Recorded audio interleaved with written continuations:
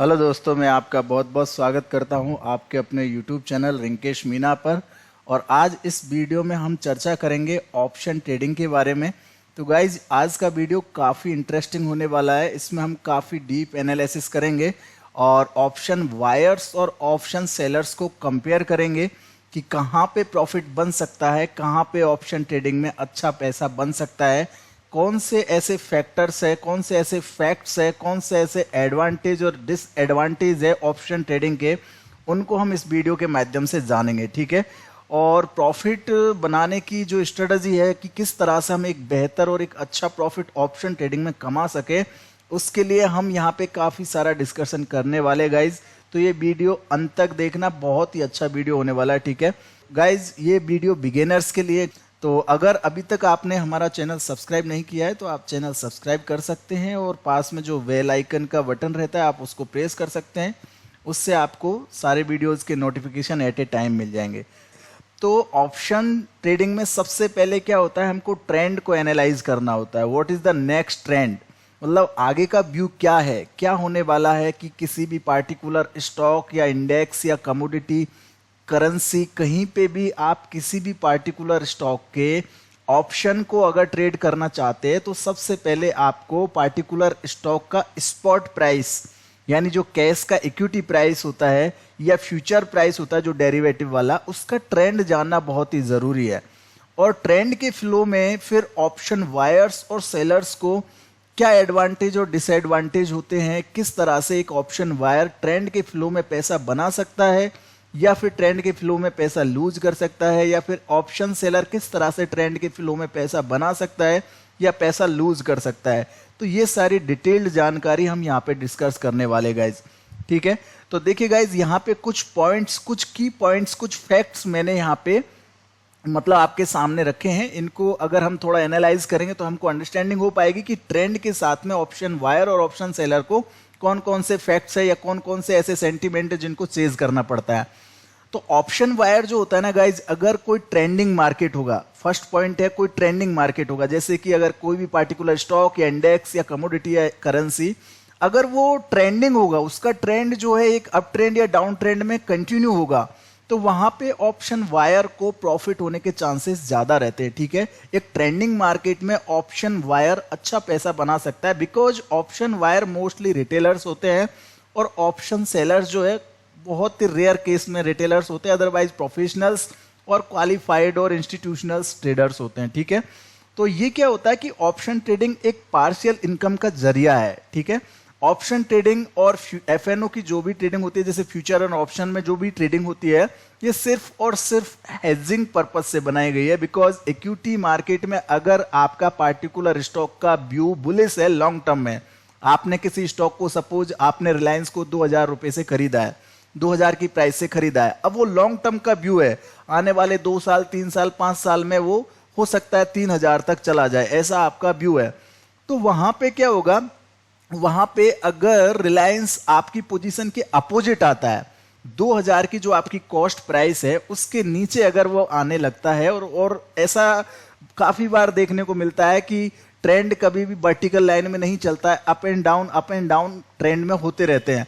तो अगर रिलायंस 2000 से और 1900 तक आता है, 1900 तक अगर डाउन आता है, आपको ऐसा लगता है कि ये डाउन हो सकता है यहां तक, और देन वहां से प्राइस बाउंस करेगी, तो उस कंडीशन में फ्यूचर्स में हम क्या कर सकते हैं, शॉर्ट कर सकते हैं। वहीं इक्विटी में हम शॉर्ट के पोजीशंस नहीं बना सकते होल्डिंग में, इसीलिए फ्यूचर एंड ऑप्शंस को बनाया गया है कि फ्यूचर में आप शॉर्ट में पोजीशन बना सकते हो, उसके साथ साथ आप या तो कोई कॉल ऑप्शन शॉर्ट कर सकते हो या फिर आप कोई पुट ऑप्शन बाय कर सकते हो। तो वो पार्टिकुलर टाइम में एक पार्टिकुलर पार्शियल इनकम जनरेट कर सकते हो आप फ्यूचर एंड ऑप्शन से। आपका मेन जो फोकस है या मेन जो निवेश आपने किया हुआ है वो आपका इक्विटी में लगा हुआ है, लेकिन पार्शियल इनकम के लिए आप ऑप्शंस में भी ट्रेडिंग करके और अपनी हेजिंग पोजीशंस में पार्शियल इनकम बना सकते हो। तो ना यहां पे क्या होता है कि ऑप्शन बायर्स के लिए ट्रेंडिंग मार्केट होना बहुत जरूरी है। ठीक है। और ऑप्शन सेलर्स के लिए क्या इंपॉर्टेंट है, तो ऑप्शन सेलर्स के लिए अगर ट्रेंडिंग मार्केट होगा तब भी आपको बेनिफिट होगा, अगर मार्केट साइडवेज होगी तब भी आपको बेनिफिट होगा। तो ट्रेंड में क्या होता है कि ट्रेंड में ऑप्शन वायर्स और सेलर्स दोनों जो है ना, मतलब एक दूसरे से फाइट करते रहते हैं ट्रेंड के अंदर। तो उस कंडीशन में क्या होता है कि वायर्स को तो सिर्फ ट्रेंडिंग मार्केट में ही प्रॉफिट होता है, लेकिन सेलर्स को trending market plus sideways market दोनों सिचुएशंस में प्रॉफिट हो सकता है। तो ये पहला पॉइंट था।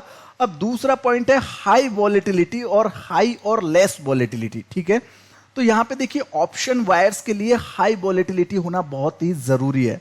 अगर ऑप्शन वायर को हाई वॉलेटिलिटी नहीं मिलेगी तो मार्केट एक कंसोलिडेशन जोन में फंस जाएगा, और volatility directly variation of Vita, stock की जो वीटा होती है ना, वो वीटा ही वॉलेटिलिटी होती है। स्टॉक की डे की रेंज क्या है, कितना वॉलेटाइल है, या फिर शॉर्ट टर्म में कितना वॉलेटाइल है, या वीकली कितना वॉलेटाइल है, उसके हिसाब से हमको ऑप्शंस को बाइंग करने के लिए स्ट्राइक प्राइस सेलेक्ट करने पड़ते हैं। तो वॉलेटिलिटी काफी इंपॉर्टेंट होती है एक ट्रेंड में और एक पार्टिकुलर ऑप्शन में, जिसको हम इंट्रिंसिक वैल्यू भी बोलते हैं या इम्प्लीड वॉलेटिलिटी भी बोलते हैं, जो हमारे थीटा को इंपैक्ट करती है सीधा सीधा, मतलब ऑप्शन की थीटा को इंपैक्ट करती है। ठीक है, तो यहां पे हाई वॉलेटिलिटी होना बहुत ही जरूरी है ऑप्शन वायर के लिए। वहीं अगर दूसरे केस में देखें तो ऑप्शन सेलर्स के लिए अगर हाई वॉलेटिलिटी होगी तो जो प्रीमियम उन्होंने शॉर्ट किया उनको बहुत ही जल्दी रिसीव हो जाएगा बिफोर द टाइम डीके। और टाइम डीके तो उनको सपोर्ट करेगा ही करेगा, लेकिन टाइम डीके से पहले मतलब कि आपको हाई वॉलेटिलिटी में वो प्रीमियम रिसीव हो सकता है। दूसरा लेस वॉलेटिलिटी, तो इसमें टाइम डीके काम करेगी। अगर लेस वॉलेटिलिटी रहेगी तो धीरे धीरे जैसे टाइम आता जाएगा एक्सपायरी का, तो नियर द टाइम एक्सपायरी आपका लेस वॉलेटिलिटी आपका प्रीमियम वहां पे डाउन कर देगा। तो कहीं ना कहीं उस ऑप्शन का प्रीमियम डाउन होने पे लेस वॉलेटिलिटी भी आपको सपोर्ट करती है ऑप्शन सेलर्स के लिए। तो ऑप्शन वायर्स और सेलर्स में यहां पे कहीं ना कहीं हाई वॉलेटिलिटी और लेस वॉलेटिलिटी दोनों ही प्लस पॉइंट है ऑप्शन सेलर के लिए। वहीं ट्रेंडिंग और साइडवेज दोनों मार्केट प्लस पॉइंट है ऑप्शन सेलर के लिए। अब बात करते हैं लिमिटेड लिक्विडिटी रिस्क और अनलिमिटेड लिक्विडिटी रिस्क।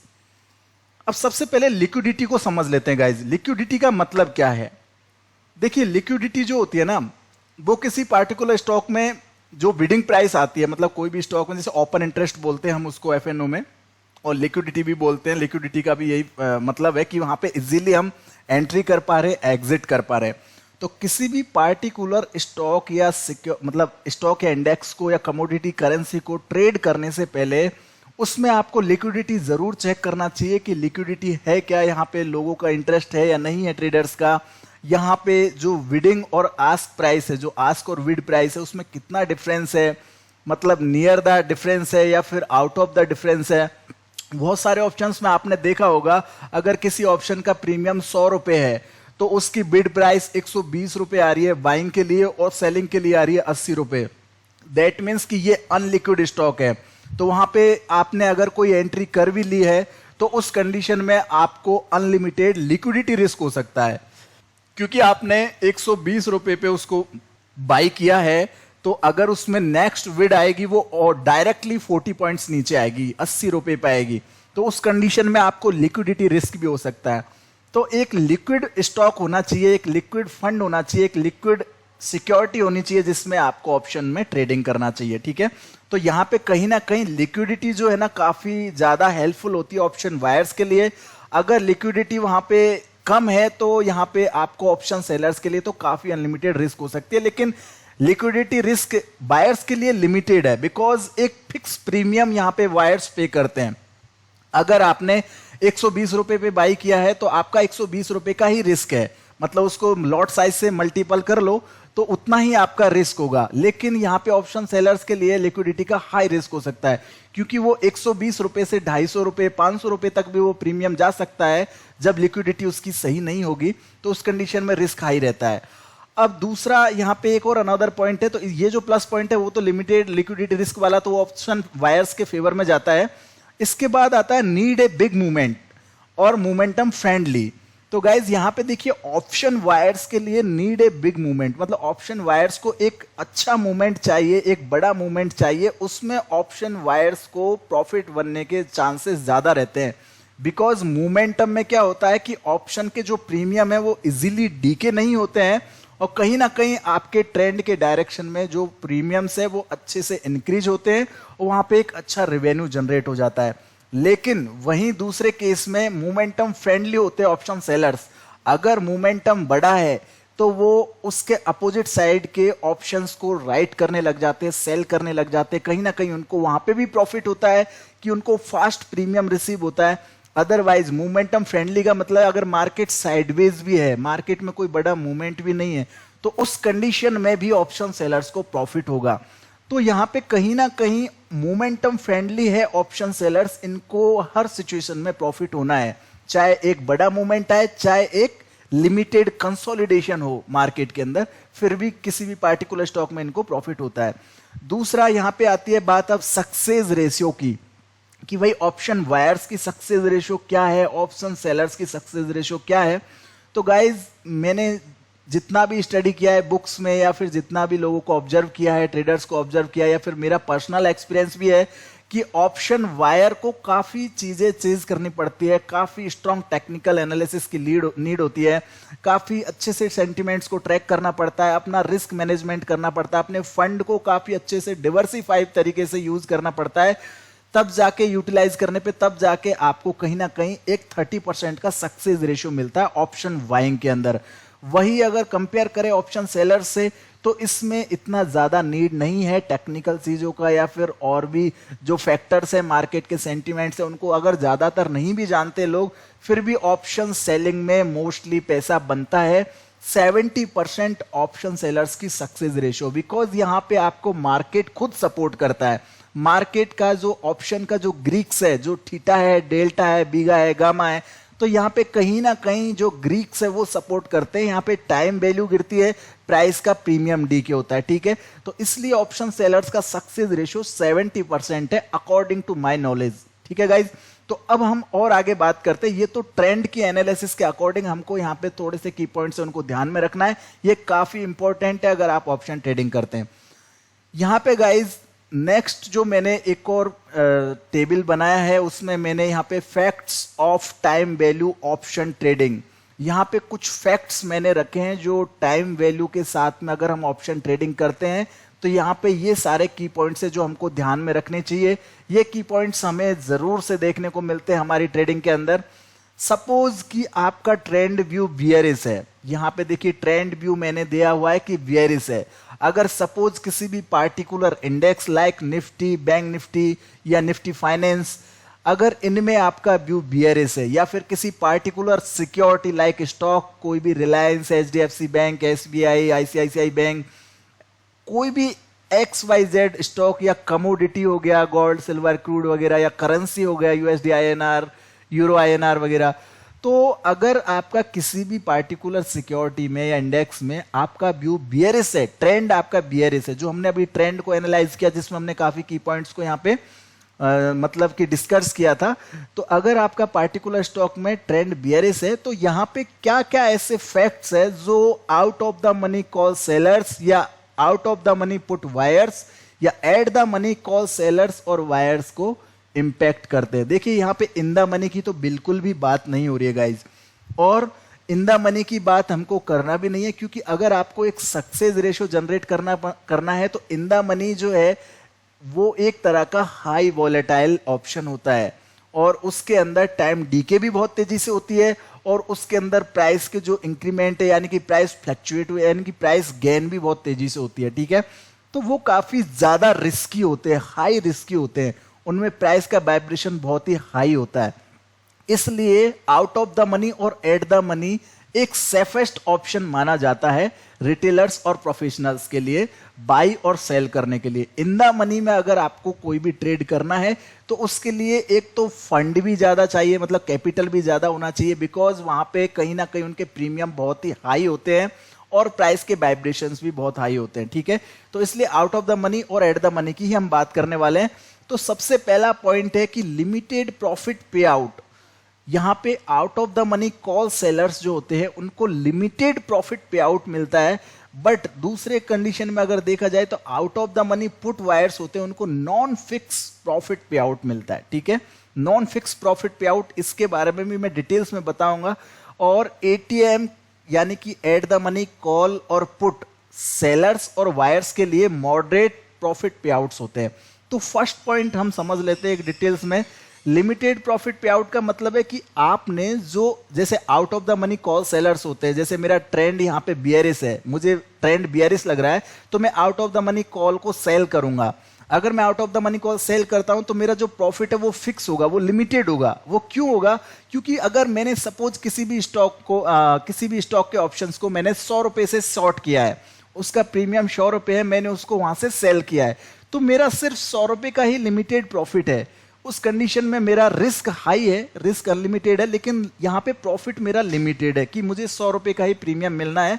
अब यहाँ पे out of the money put by में क्या होता है, इसमें फिक्स नहीं है, इसमें नॉन फिक्स प्रॉफिट पे आउट है। मतलब आपको 100 रुपए का प्रीमियम अगर आपने बाई किया है out of the money put में, तो उस कंडीशन में आपको क्या होगा, यहाँ पे या तो वो 100 रुपए का 500 रुपए भी हो सकता है, 200 रुपए भी हो सकता है, 1000 रुपए भी हो सकता है, या फिर वो 50 रुपए भी हो सकता है उसमें टाइम डी के हुआ तो, या फिर वो 10 रुपए भी हो सकता है। तो कहीं ना कहीं नॉन प्रॉफिट है यहाँ पे, मतलब फिक्स नहीं है यहाँ पे प्रॉफिट, ठीक है, out of the money put buying में। तो वायर्स के लिए प्रॉफिट फिक्स नहीं है, बट सेलर्स के लिए प्रॉफिट फिक्स है। और एट द मनी में मॉडरेट प्रॉफिट पे आउट्स, मतलब मॉडरेट का मतलब है कि यहाँ पे एवरेज होता है। यहाँ पे अगर आपने कोई भी बाई किया या सेल किया कोई भी ऑप्शन को, तो उस कंडीशन में वहां पे लिमिटेड ही प्रॉफिट होगा, मतलब हाई प्रॉफिट आप एक्सपेक्ट नहीं कर सकते, बिकॉज वहां पे ट्रेंड के फ्लो में जब प्राइस वाइब्रेट करती है, जब प्राइस अप एंड डाउन करते हैं, तो यहाँ पे भी कहीं ना कहीं जो प्रीमियम है वो डीके होती है, लेकिन इतनी ज्यादा प्रीमियम यहाँ पे डीके नहीं होती है, इसलिए यहाँ पे जो प्रॉफिट्स है वो मॉडरेट रेट है, ठीक है। अब यहाँ पे बात कर लेते हैं रिस्क की, कि रिस्क कितना होता है। तो इसमें जो फर्स्ट पॉइंट था, इसमें आउट ऑफ द मनी जो कॉल सेलर्स है उनके लिए प्लस पॉइंट है ये। अब सेकंड पॉइंट है रिस्क। तो यहाँ पे देखिए out of the money call sellers की अनलिमिटेड रिस्क हो सकती है। अगर आपने 100 रुपए से कोई प्रीमियम बाय किया है तो वो 100 रुपए का प्रीमियम यहाँ पे 200 भी हो सकता है, 500 भी हो सकता है, 1000 रुपए भी हो सकता है। तो यहाँ पे रिस्क आपकी अनलिमिटेड है, मतलब प्रॉफिट आपका फिक्स है लेकिन रिस्क आपकी अनलिमिटेड है, ठीक है। लेकिन इसी का कंपेरिजन अगर किया जाए ऑप्शन वायर्स के लिए, जो out of the money put buying करते हैं, तो उनके लिए लिमिटेड रिस्क है, क्योंकि वो एक फिक्स प्रीमियम को बाई कर रहे हैं, 100 रुपए को बाई कर रहे हैं, तो 100 रुपए ही उनकी रिस्क है। बट यहाँ पे प्रॉफिट जो है फिक्स नहीं है, यहाँ पे प्रॉफिट ज्यादा भी हो सकता है, कम भी हो सकता है। और यहाँ पे एट द मनी कॉल और पुट में जो सेलर्स और बायर्स होते हैं, इनके लिए रिस्क कितना है, तो इसमें भी गाइज हाई रिस्क होती है, बिकॉज यहाँ पे प्रीमियम ऑलरेडी हाई होते हैं एट द मनी के। तो हाई प्रीमियम्स को अगर आप बाई और सेल कर रहे हो तो वहां पे उनमें फ्लक्चुएशन भी उतना ही ज्यादा होगा, वॉलेटिलिटी भी उतना ही ज्यादा होगी।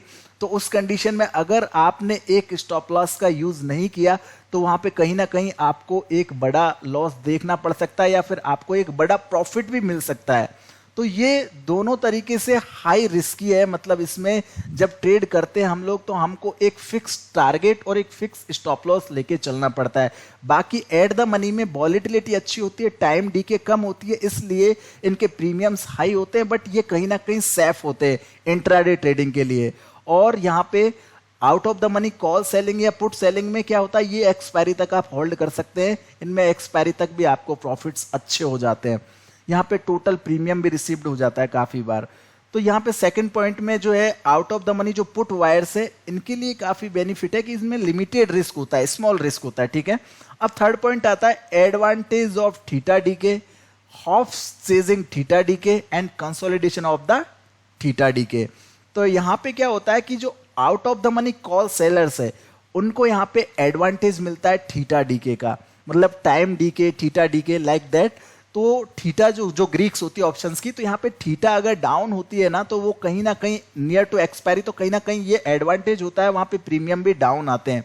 लेकिन वहीं पे क्या होता है कि जो out of the money put wires होते हैं, जो वायर्स होते हैं, उनके लिए यहाँ पे क्या होता है कि थीटा एक नेगेटिव पॉइंट है, ठीक है।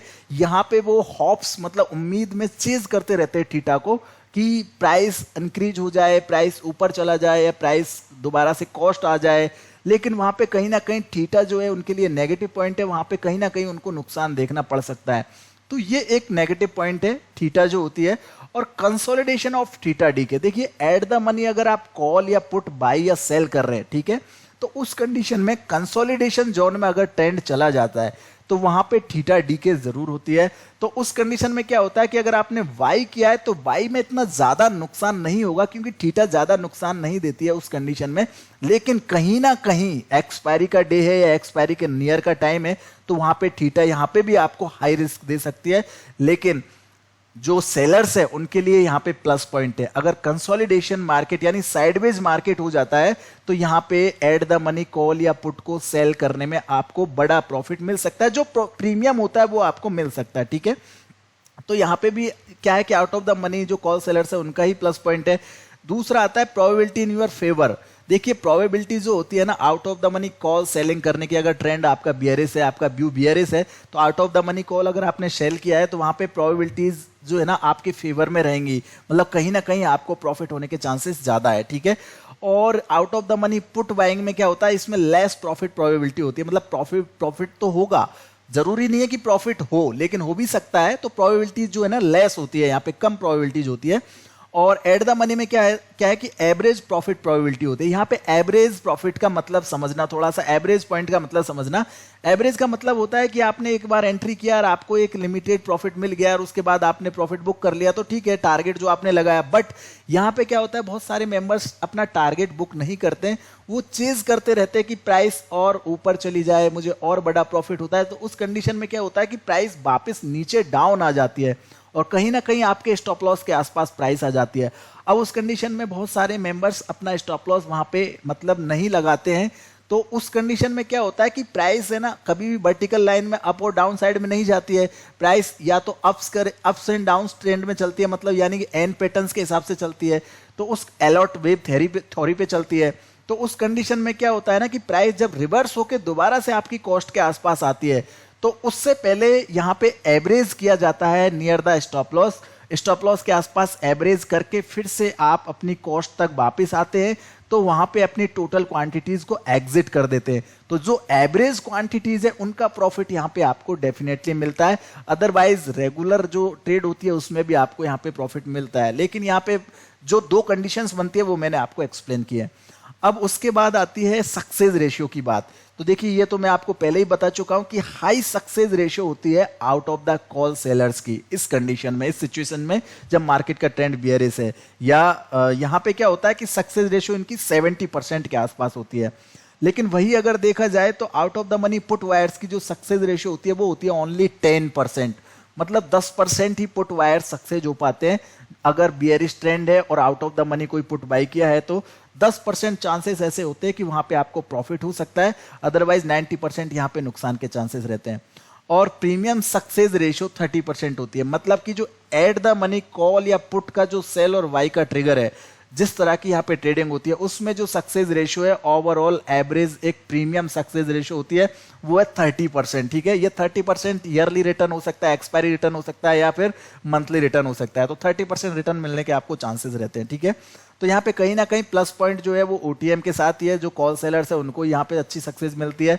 अब यहाँ पे देखिए एक और पॉइंट है, can we wrong direction but still make money.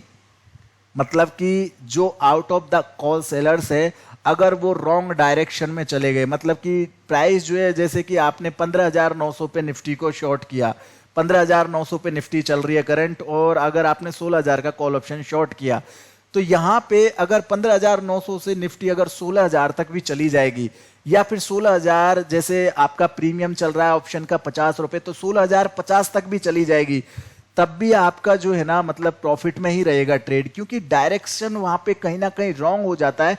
150 point और ऊपर चला गया मार्केट, बट वहां पे थीटा आपको सपोर्ट करेगी, तो थीटा वहां पे सपोर्ट करेगी, तो थीटा की वजह से आप यहां पे स्टिल प्रॉफिट में रहेंगे, चाहे छोटे मोटे प्रॉफिट में रहे लेकिन स्टिल आप प्रॉफिट में रहेंगे। बट यहां पे जो out of the money put wires है इनके लिए डायरेक्शनल ट्रेडिंग होना बहुत जरूरी है, एक डायरेक्शन पता होना जरूरी है ट्रेड का, कि यहाँ पे मार्केट नीचे ही जाएगा या ऊपर ही जाएगा। अगर आपको डायरेक्शन पता नहीं है तो आप out of the money put buying या सेलिंग में आप नुकसान ही करोगे। यहाँ पे एटीएम में क्या होता है, एट द मनी में साइडवेज और डायरेक्शनल ट्रेडिंग, यानी कि यहाँ पे साइडवेज मार्केट है तब भी आपको प्रॉफिट होगा, और अगर कोई डायरेक्शनल मार्केट है तब भी आपको प्रॉफिट होगा, ठीक है। यहाँ पे भी जो है ना out of the money call sellers बेफिक्र होकर अपना पैसा बनाते हैं। इसके बाद आता है रिक्वायर्ड ऑफ कैपिटल, यानी कि कैपिटल कितना लगेगा। तो देखिए गाइज यहाँ पे अगर सिंपल सी बात करें तो जो out of the money call sellers है उनके लिए लॉट्स ऑफ कैपिटल की रिक्वायरमेंट होती है, मतलब कैपिटल ज्यादा लगता है ऑप्शन सेलिंग करने में। लेकिन वहीं अगर कंपेयर करें ऑप्शन वायर से, तो यहाँ पे need fix and small capital, मतलब कि छोटे मोटे कैपिटल से भी आप out of the money put या कॉल बाई कर सकते हैं, बिकॉज वहाँ पे प्रीमियम बहुत ही छोटे होते हैं तो उनमें इन्वेस्टमेंट भी बहुत ही कम लगता है। अगर मैं मोटा मोटा एग्जाम्पल दूँ तो अगर आपने कोई 100 रुपये का प्रीमियम शॉर्ट किया तो उसके लिए अभी करंट की जो मार्जिन सिचुएशन है उसके हिसाब से आपको ऑप्शन में कम से कम 1.5 से 2 लाख या 2.5 लाख रुपए लग सकते हैं। लेकिन वहीं अगर आपने कोई 100 रुपये का प्रीमियम बाई किया है तो वहाँ पे आप इजीली 8-10 हज़ार या 15,000 में बाई कर सकते हो, ठीक है। तो सेल के लिए आपको 1.5-2 लाख रुपए लग रहा है, 10 गुना ज़्यादा लग रहा है फिलहाल में। और अगर रिक्वायर्ड मॉडरेट फंड्स, तो यहाँ पे देखिए एटीएम जो कॉल पुट ऑप्शंस होते हैं इनमें सेलिंग और बाइंग जो करने के लिए जो फंड होते हैं वो मॉडरेट फंड होते हैं, मतलब ज़्यादा फंड चाहिए भी नहीं और ज़्यादा कम भी फंड नहीं लगता है और ज़्यादा भी फंड नहीं लगता, ठीक है। तो ये सिंपल सी बातें, इनको ज़्यादा डिस्कस करने की जरूरत नहीं है। तो फंड तो आप सभी जानते ही है। बाकी देखिए out of the money call selling करने के लिए आपको कितना टेक्निकल आना चाहिए, तो देखिए मिनिमम टेक्निकल एनालिसिस भी अगर आपको आता है तो आपके लिए सफिशिएंट है। आप टेक्निकल अगर ज़्यादा नहीं भी जानते हैं फिर भी अगर आप सेंटीमेंट्स के अकॉर्डिंग ट्रेडिंग करते हैं तो out of the money call selling में आपको प्रॉफिट होने के चांसेस ज़्यादा रहते हैं। इसमें ज़्यादा हार्ड आपको टेक्निकल एनालिसिस की रिक्वायर्ड नहीं है, बट कहीं ना कहीं out of the money put buying कर रहे हैं, जो आप बिल्कुल out of the risk by कर रहे हैं, तो उस कंडीशन में आपको स्ट्रॉन्ग टेक्निकल एनालिसिस आना चाहिए। टेक्निकल एनालिसिस बहुत ही अच्छा वेश है मार्केट को पकड़ने का, ठीक है, जिसमें मोस्टली प्राइस एक्शन हो गया, टेक्निकल इंडिकेटर्स की आप सपोर्ट ले सकते हो, तो ये काफ़ी इंपॉर्टेंट होता है। उसके साथ साथ अगर एटीएम की बात करें तो एट द मनी में कॉल और पुट जो होता है ना उसमें सेल और बाई करने के लिए यहाँ पे अगर आपको ज़्यादा टेक्निकल नहीं भी आता है तो go with the trend flow, आप ट्रेंड के साथ भी जा सकते हैं। अगर आपको पता है कि ट्रेंड डाउन है तो आप ट्रेंड के साथ भी ट्रेडिंग कर सकते हो, राइटिंग और बाइंग कर सकते हो उस जगह पे। अब बात करते हैं इंट्राडे और होल्ड टिल एक्सपायरी। जो out of the money call sellers होते हैं ना उसमें इंट्राडे भी ट्रेडिंग की जा सकती है, मतलब out of the money call sell करके आप इंट्राडे भी ट्रेडिंग कर सकते हैं। जैसे कि सपोज मैंने 9:30 बजे मार्केट चेक किया, मुझे निफ्टी लग रहा है कि 15,900 से गिर के ये 15,850 तक आएगा, ठीक है। तो मैं उस जगह पे अगर फ्यूचर शॉर्ट करूंगा तो मेरे लिए फंड ज्यादा लगेगा, हालांकि फंड तो ऑप्शन में भी ज्यादा लगेगा, लेकिन फ्यूचर में कहीं ना कहीं मुझे ऐसा भी हो सकता है कि प्राइस 920 भी जा सकती है, 930 भी जा सकती है, देन मार्केट नीचे आए। बट कहीं ना कहीं अगर आप उस कंडीशन में आउट ऑफ द मनी 16,000 का कॉल ऑप्शन शॉर्ट करते हैं तो वहां पे आपको टाइम डीके और थीटा जो है ना, थीटा आपको सपोर्ट करेगी, तो कहीं ना कहीं वहां पे आपको प्रॉफिट होने के चांसेस ज्यादा रहते हैं। तो इसको आप इंट्राडे भी कर सकते हैं या फिर टिल द एक्सपायरी भी होल्ड कर सकते हैं, ठीक है। और यहाँ पे देखिए आउट ऑफ द मनी जो पुट बाइंग होती है ना ये मोस्टली इंट्राडे में की जाती है। अगर कोई होल्डिंग में out of the money put buying करता है तो वो बहुत बड़ी समस्या है उसके लिए, क्योंकि वहां पे कहीं ना कहीं उसको थीटा को यहाँ पे फेस करना पड़ता है। और ये जो out of the money call selling है इसमें आप इंट्राडे और होल्ड भी कर सकते हो, कोई इशू नहीं है। और एटीएम जो होती है ना एट द मनी कॉल या पुट को बाई सेल करने के लिए इंट्राडे भी कर सकते हो इसको, या फिर आप बीटीएसटी और एसटीबीटी भी कर सकते हो, इसमें भी कोई इशू नहीं है, ये भी काफी बढ़िया है। अब देखिए जो out of the money call selling कौन करता है, तो मोस्टली जो प्रो ट्रेडर्स होते हैं या इन्वेस्टर्स होते हैं तो वो लोग यहाँ पे हेजिंग करते हैं, मैंने जैसा कि आपको फर्स्ट में एग्जांपल दिया था। और जो out of the money put wires होते हैं ना इसमें मोस्टली रिटेलर्स ट्रेड करते हैं, रिटेलर्स यहाँ पे ज्यादातर फंड अपना यूज करते हैं। और यहाँ पे देखिए ये बहुत ही इंटरेस्टिंग है, एनीबॉडी कैन ट्रेड, मतलब एट द मनी जो कॉल और पुट होता है ना इसमें सेलर्स और बायर्स कोई भी ट्रेड कर सकता है, नो प्रॉब्लम, क्योंकि यहाँ पे टाइम जो डीके है वो लिमिटेड रहती है कुछ टाइम पीरियड तक। अगर आपने आज कोई eight the money call option या पुट ऑप्शन बाय या सेल किया है तो उसको आप 1-2 दिन तक रख भी लोगे तब भी आपको वहां पे ज्यादा नुकसान के चांसेस नहीं रहेंगे। बट वहां पे आपको देखना पड़ेगा कि ट्रेंड का जो डायरेक्शन है वो कितना एक्सट्रीम है, कितना स्लो है, ट्रेंड स्लो है या ट्रेंड एकदम फास्ट है। अगर फास्ट ट्रेंड होगा तो एट द मनी में भी आपको नुकसान और प्रॉफिट होने के चांसेस हाई रहते हैं। तो इस कंडीशन में आपको चीजों को ध्यान में रखना चाहिए, ठीक है। अब यहाँ पे आता है कि पी साइकोलॉजी और स्किल्स की जरूरत है क्या।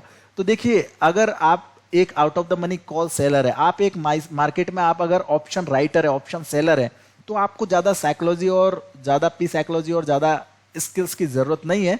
आप ऑलरेडी आप जो मार्केट है ना आपको कहीं ना कहीं फेवर करता है, तो आप कहीं ना कहीं वहां पे कॉन्फिडेंट रहते हैं, कहीं ना कहीं आपको नुकसान के चांसेस कम रहते हैं, तो आपके जो इमोशंस है वो कम से कम बाहर आते हैं। लेकिन इसी कंडीशन में अगर आप पुट बाइंग करते हैं, अब अगर आप एक ऑप्शन बायर है तो यहाँ पे गाइज आपको पी साइकोलॉजी और स्किल्स की बहुत ज्यादा जरूरत पड़ने वाली है, क्योंकि यहाँ पे क्या होता है इमोशंस जो है ना वो बहुत तेजी से बाहर आते हैं और हमारे जो व्यूज होते हैं मार्केट में, जो स्टडी होती है वो कहीं ना कहीं हम उसके अपोजिट डिसीजंस लेने लग जाते हैं। यहाँ पे डिसीजंस हम गलत भी लेने लग जाते हैं हम एवरेज करने लग जाते हैं, एवरेज फंड्स को यूज करने लग जाते हैं, तो कहीं ना कहीं एक रिस्की पॉइंट है, ठीक है। तो इसलिए यहाँ पे एक्सीलेंट पी साइकोलॉजी और स्किल्स की जरूरत होती है। यहाँ पे टेक्निकल नॉलेज भी आपको अच्छा होना चाहिए, तो ये काफी ज्यादा रिक्वायर्ड है, ठीक है।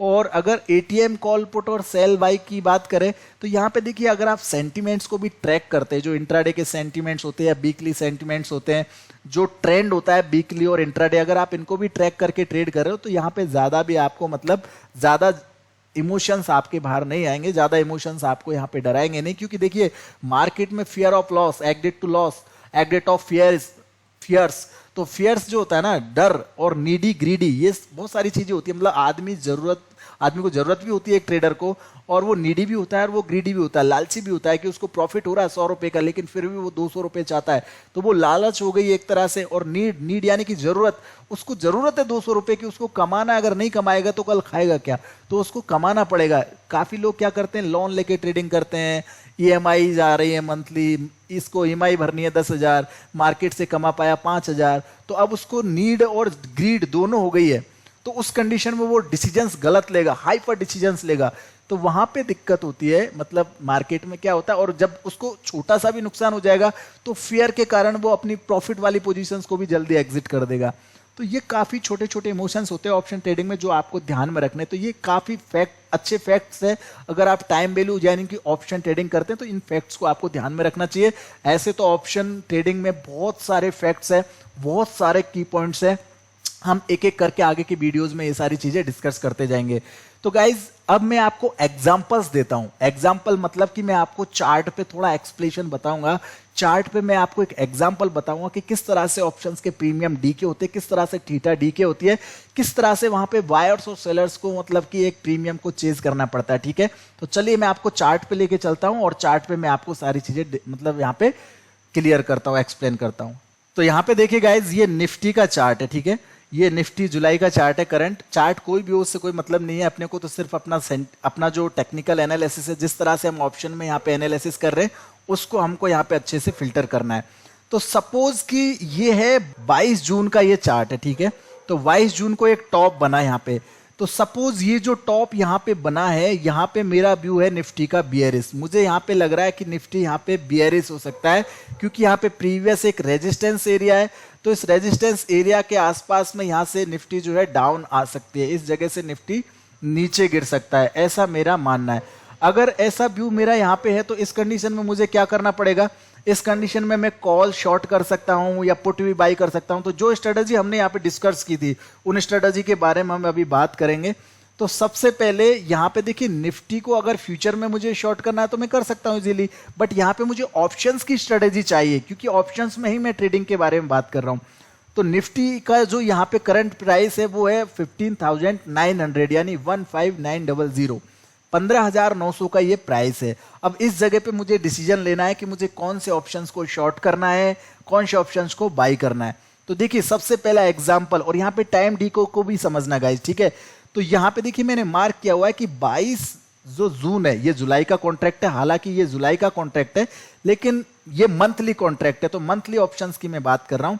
तो यहाँ पे आप देखोगे 22 जून को यहाँ पे इसका प्रीमियम था 22 रुपए, मतलब 22 और 200 के आसपास इस कॉल ऑप्शन का प्रीमियम था, जो कि 16,000 का कॉल ऑप्शन है, 16,000 का कॉल ऑप्शन है। ये है out of the money call option.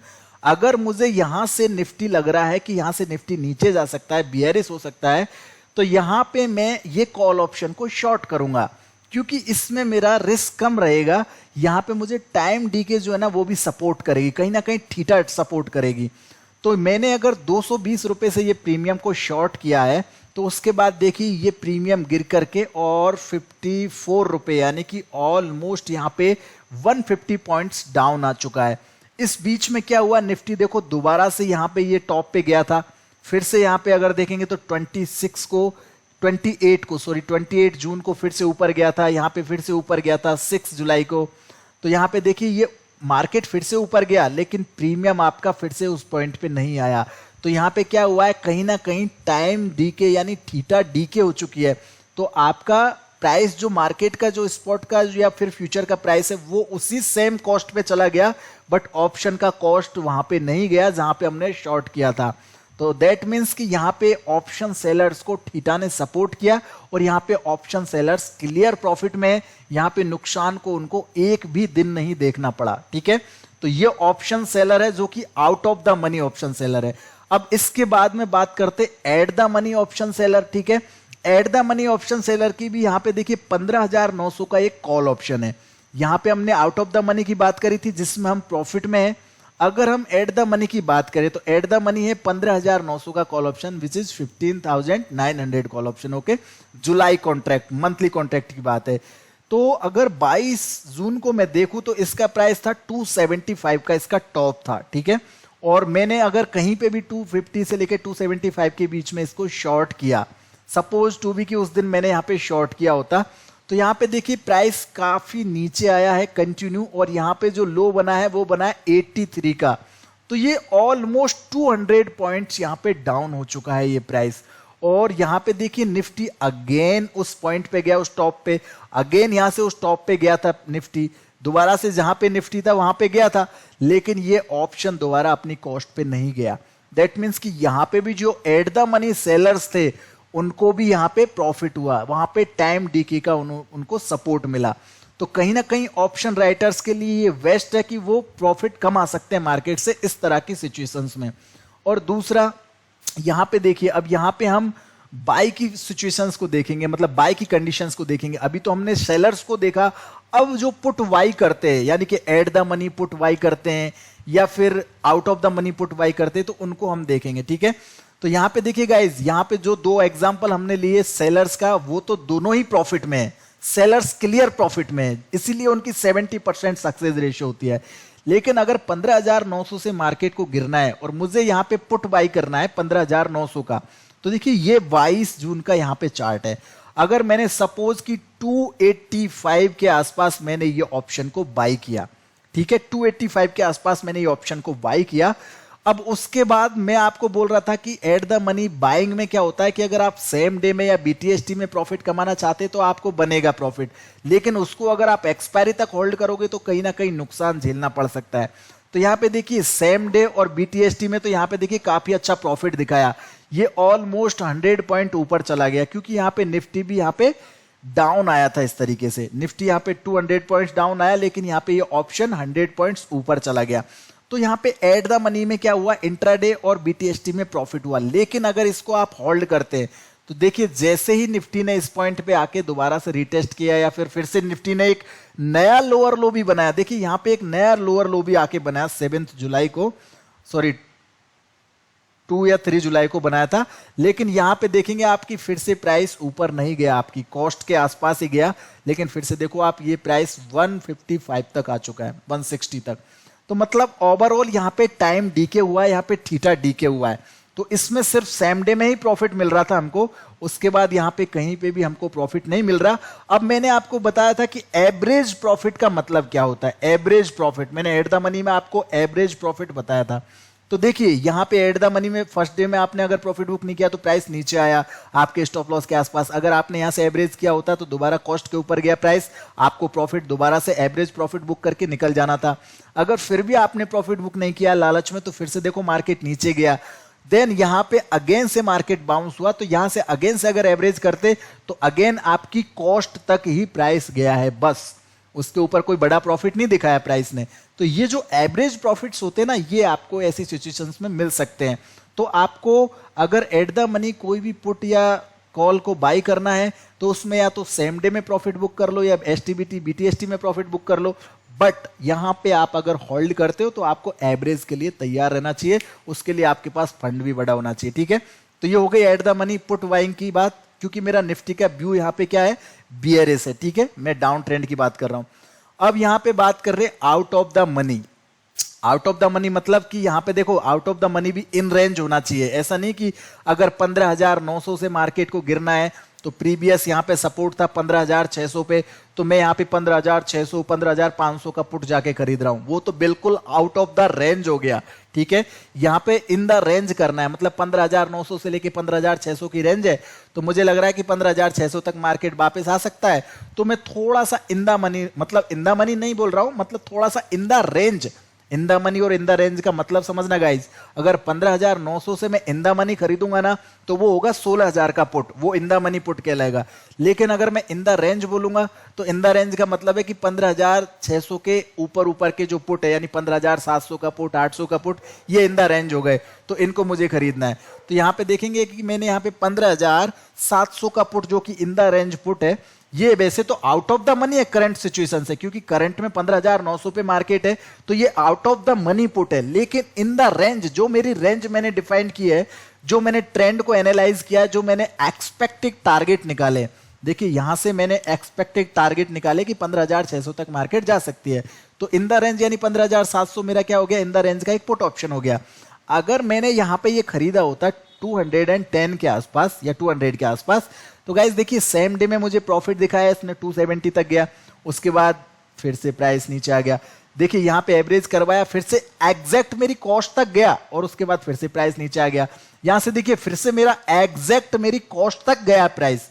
अब यहां पे देखेंगे आपकी, यहां पे देखिए निफ्टी ने आके एग्जैक्टली रिसेंटली यहां पे एक नया लो बना दिया, ठीक है, एक बढ़िया लो बना दिया। यहाँ पे आके निफ्टी फिलहाल में भी बिल्कुल डाउन साइड में ट्रेड कर रही है, लेकिन ये जो पुट है ना, ये पुट यहाँ पे कहीं पे भी इंक्रीज नहीं हुआ, मेरी कॉस्ट के ऊपर दोबारा गया ही नहीं है। तो यहाँ पे कहीं ना कहीं ऑप्शन वायर्स को, थीटा को यहाँ पे चेज करना पड़ रहा है, तो इसलिए ऑप्शन वायर्स कहीं ना कहीं यहाँ पे थोड़ा सा रिस्की मूवमेंट में ट्रेड कर रहे हैं, कहीं ना कहीं उनको थीटा को चेज करना पड़ रहा है, तो इसलिए लेस प्रोबेबिलिटी होती है यहाँ पे प्रॉफिट की, इसलिए यहाँ पे एट द मनी या आउट ऑफ द मनी में एवरेज प्रॉफिट की ज्यादा प्रोबेबिलिटीज होती है। अब अगर मैं बिल्कुल आउट ऑफ द रेंज बात करूं, ठीक है, मैंने एट द मनी भी आपको बताया, यहां पे आउट ऑफ द मनी भी बताया, आउट ऑफ द रेंज अगर मैं बात करूं तो आउट ऑफ द रेंज हो गया, मतलब ये देखिए out of the range, OTR या फिर ओटीएम भी बोल सकते हैं इसको, कि आउट ऑफ द मनी भी ये एक तरह से कहलाता है कि out of the money put है। लेकिन ओटीआर मैंने इसलिए बोला है कि जो मैंने रेंज डिफाइन किए कि 15,900 से 15,600, तो आउट ऑफ द रेंज हो गया 15,500। तो guys out of the range अगर मैं जाके पुट को शॉर्ट करूंगा, जहां पे मुझे एक्सपेक्ट ही नहीं कि मार्केट जाएगा, मेरा तो एक्सपेक्टेशन सिर्फ 15,600-700 तक है, और अगर 15,500 का मैं पुट शॉर्ट करूंगा, इस कंडीशन में मैं शॉर्ट कर रहा हूं, तो यहां पे देखिए गाइज, यहां पे मेरे को उसका प्रीमियम तो कंफर्म मिलना ही मिलना है, चाहे मार्केट 15,500 पे ही पड़ा रहेगा ना, तब भी मेरे को ये जीरो ही होना है, क्योंकि मार्केट को अगर नीचे जाना है, मतलब ये प्रीमियम को अगर ऊपर जाना है, तो 15,500 प्लस ये जो इसका प्रीमियम है 95, यानी कि ऑलमोस्ट 15,400 के नीचे या 15,400 पे मार्केट को जाना पड़ेगा, तब जाके ये प्रीमियम मेरा इंक्रीज होगा। अदरवाइज टिल द एक्सपायरी ये प्रीमियम जीरो हो जाएगा और मुझे यहाँ पे पूरा प्रीमियम का बेनिफिट मिल जाएगा। तो कहीं ना कहीं ऑप्शन सेलर्स को प्रॉफिट अच्छा होता है कंपेयर टू ऑप्शन बायर्स। तो ये देखिए यहाँ पे अगर मैंने ये सिचुएशन में यहाँ से बाय किया होता तो सेम बिल्कुल यहाँ पे ये इसका आधा हो गया है, मतलब इसका 150 हो गया, ठीक है। तो यहाँ पे देखिए गाइज, ये सारा स्ट्रक्चर मैंने आपको समझाया ऑप्शन ट्रेडिंग का, और ये एक यूनिक तरीका है। हालांकि ऐसी चीजें काफी आपने ऑलरेडी देखी होंगी, बट कहीं ना कहीं मुझे ऐसा लगता है कि अगर ऑप्शन ट्रेडिंग में आपको मुनाफा कमाना है तो आपको ऑप्शन सेलिंग पे ज्यादा फोकस करना चाहिए, अगर आपके पास फंड है तो। अगर आपके पास फंड नहीं है तो मैंने आपको यहाँ पे काफी क्लियरिटी बताई है कि अगर आप ऑप्शन वायर है तो ऑप्शन वायर, अगर आज आपने कोई ट्रेंड को एनालाइज किया है तो आप आज और 1-2 दिन तक ही उस ऑप्शन में ट्रेडिंग कर सकते हैं। आप उस ऑप्शन को एक्सपेक्ट नहीं कर सकते होल्डिंग करके एक्सपायरी तक बड़ा मूवमेंट का। अगर उस कंडीशन में आपने होल्ड किया तो वहां पे 70% केसेस में आपका पैसा लूज होगा और सेलर्स को 70% केसेस में प्रॉफिट होगा, ठीक है। ओनली ऑप्शन बायर्स में आउट ऑफ द मनी 10% ही ऐसा सक्सेस रेशियो है कि आपको प्रॉफिट हो सकता है। हाँ, अगर कोई इवेंट हुआ या कोई न्यूज हुआ या कोई फाइनेंशियल इवेंट हुआ या कोई पॉलिटिकल इवेंट हुआ या कोई ट्रेड वॉर हुआ या कोई वॉर हुआ कंट्री वाइज या इंटरनेशनल वॉर हुआ, तो ऐसी सिचुएशंस में कहीं ना कहीं एक सडन स्पाइक आता है मार्केट में, एक स्लाइटली एक फॉल आता है। तो उस कंडीशन में आपको कॉल और पुट जो आउट ऑफ द मनी है उनमें प्रॉफिट्स एकदम सडन हो सकते हैं, शार्प मूवमेंट्स मिल सकते हैं। तो वो कभी कभी रेयर केसेस में होता है, ऐसा डेली नहीं होता है, ठीक है। तो आपको डेली जो मार्केट का सेंटीमेंट है, जो जिस तरह से मार्केट का स्ट्रक्चर बना हुआ है उसको लर्न करना है, उसको ही आपको ज्यादा से अच्छे से लर्न और अर्न करना है। तो आई होप गाइज कि आपको यहाँ से कुछ ना कुछ अच्छा सीखने को मिला होगा इस वीडियो से। अगर आपको सीखने को अच्छा मिला है तो प्लीज ये वीडियो लाइक और शेयर जरूर करना और इसको सब्सक्राइब जरूर कर देना अपने चैनल को, इसका जो बेल आइकन है उसको भी प्रेस कर देना। ऐसे वीडियोज आगे भी मैं आपको प्रोवाइड करता रहूंगा। यहाँ पे देखिए मैंने एक प्लेलिस्ट बना रखी है जिसमें आप प्राइस एक्शन से रिलेटेड काफ़ी यहाँ पे स्ट्रेटजी सीख सकते हैं, टेक्निकल इंडिकेटर से रिलेटेड स्ट्रेटजी सीख सकते हैं। हम लाइव मार्केट में भी लाइव रहते हैं तो वहाँ पे भी आपको काफ़ी सपोर्ट मिलती है। प्लस में ऑप्शन ट्रेडिंग का हम आपको यहाँ पे एक प्लेलिस्ट बनाने वाले जिसमें आपको ऑप्शन से रिलेटेड बहुत सारी नॉलेज हम आपको डीपली देने वाले हैं। हर एक कंटेंट को बिल्कुल डीपली यहाँ पे एनालाइज करने को देने वाले हैं। तो thank you so much guys. और अगर अभी तक आपने मेरा जो टेलीग्राम चैनल है वो ज्वाइन नहीं किया तो उसको कर लीजिए, वीडियो के डिस्क्रिप्शन में उसका लिंक है। तो आप वहाँ से क्या है कि आपको मैं अपडेट्स देता रहता हूँ अगर मैं यूट्यूब पे लाइव नहीं रहता हूँ तो थैंक यू सो मच। फिर मिलेंगे नेक्स्ट वीडियो में, तब तक के लिए आप सभी का बहुत बहुत धन्यवाद। Thank you guys.